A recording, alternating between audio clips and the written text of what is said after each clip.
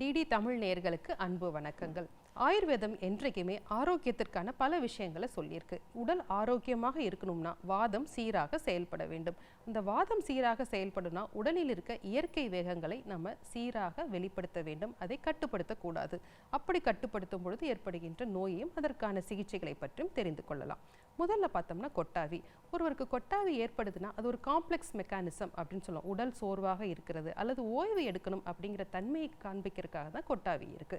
அல்லது உடலில் ஏதேனும் நோய்கள் இருந்தாலும் இந்த கொட்டாவி அதிகமாக இருக்கலாம். அதை நாம் தடுத்து நிறுத்துவது போல அதிகமான வேலைகளை செய்யும் பொழுது உடல் மேலும் பலவீனமாகும், வாதம் அதிகரிக்கும், உடல் வளைவது போன்ற உணர்வு, உடம்புல ஸ்டிஃப்னஸ் ஏற்படும், கழுத்து வலி ஏற்படும், கவனச்சிதறல்கள் ஏற்படும். இதற்கு வாதத்தை நம்ம சீராக்கக்கூடிய நெய் சேர்த்த உணவுகளை கொடுக்கலாம். எண்ணெய் தேர்த்து நம்ம குளிக்கும் பொழுது இந்த நோய் நமக்கு தீரும். இரண்டாவதாக பார்த்தோம் அப்படின்னா வாந்தி. வாந்தி அப்படிங்கிறது நம்ம அலர்ஜினால ஏற்படலாம், மன அழுத்தத்தினால ஏற்படலாம். இந்த வாந்தியை நம்ம மருந்துகள் கொண்டு கட்டுப்படுத்துகிறோம், ஆனால் நோய் என்னங்கிறது நம்ம கண்டுபிடிக்கிறது இல்லை. இப்படி அடிக்கடி வாந்திக்கான மருந்துகளை கொடுத்து கட்டுப்படுத்தும் பொழுது நீண்ட நாள் தோல் பிரச்சனைகளாக வரும்.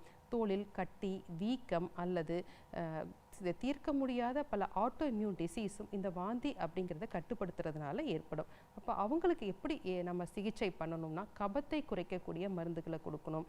வாந்தியை கட்டுப்படுத்துவதனால குடல் கழிவுகள் அதிகமாக சேர்க்கும் பொழுது பேதிக்கு கொடுத்தல் அப்படிங்கிற சிகிச்சை மூலமாக நம்ம அதை சீர் செய்யலாம். மூன்றாவதாக பார்த்தீங்கன்னா கண்ணீர். கண்ணீர் என்பது நமக்கு ஒரு தற்காப்பு மெக்கானிசம். அதில் உப்பு சத்து இருக்குது, லைசோசைம் போன்ற என்சைம்ஸ் இருக்குது. இது பாக்டீரியா தொற்றுக்களிலிருந்து நம்மளை காப்பாற்றுது. ஒருவர் கண்ணீர் அதிகமாக வருவது அல்லது வராமல் இருப்பது அவர்கள் மனம் சார்ந்த விஷயம். அதிகமாக டிப்ரெஷனில் இருக்காங்க அல்லது வேறு எதுவும் நம்மளுக்கு நியூரோ டிரான்ஸ்மிட்டரில் நமக்கு பிரச்சனைகள் இருக்குன்னு சொல்லும்போது இந்த கண்ணீர் வேகம் சரியாக வெளியேறப்படுவாது.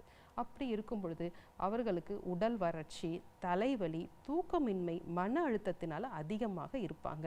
அவங்க மன அழுத்தத்தின் மூலம் அவங்களுக்கு கண்ணீர் வேகம் தடைப்படுகின்றது அப்படிங்கிறத நம்ம உணர முடியும்.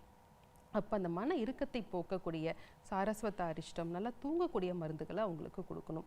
நெய்ப்பு சிகிச்சைகள் சொல்லுவோம். உடலில் எண்ணெய் தேய்த்து குளிப்பதன் மூலமாக அந்த வாதம் பெருமளவில் நமக்கு கட்டுப்படும்.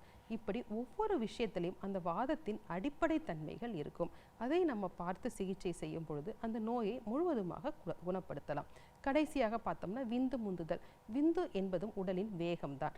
அதை அதிகமாக கட்டுப்படுத்தும் பொழுது சிறுநீரக கற்கள் இருக்கும். அந்த விந்தணுக்கள் உற்பத்தி செய்கின்ற பையில் வலி ஏற்படும், வீக்கம் ஏற்படும். அந்த விந்தணுக்கள் நாளடைவில் பல பிரச்சனைகளை ஏற்படுத்தும். அப்போ அந்த விந்தணுக்களை நம்ம தடை செய்வதற்கான நோய்களை நம்ம பார்த்தோம். அதை சிகிச்சை எப்படி செய்யணும்னா அந்த உடம்புல இருக்க வாதத்தை கண்ட்ரோல் பண்ணுற மாதிரி எண்ணெய் சிகிச்சைகள், நெய் சிகிச்சைகள் பண்ணணும். நல்ல உறக்கம் வேணும்.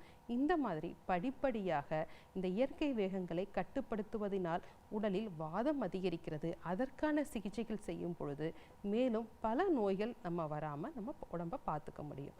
சரி நேயர்களே, இயற்கை வேகங்களை தடைப்படுவதனால் ஏற்படுகின்ற நோய்களும் அதற்கான சிகிச்சைகள் முறைகள் பற்றியும் சிலவற்றை தெரிந்து கொண்டோம். வேறொரு நிகழ்ச்சியில் சந்திக்கலாம். நன்றி.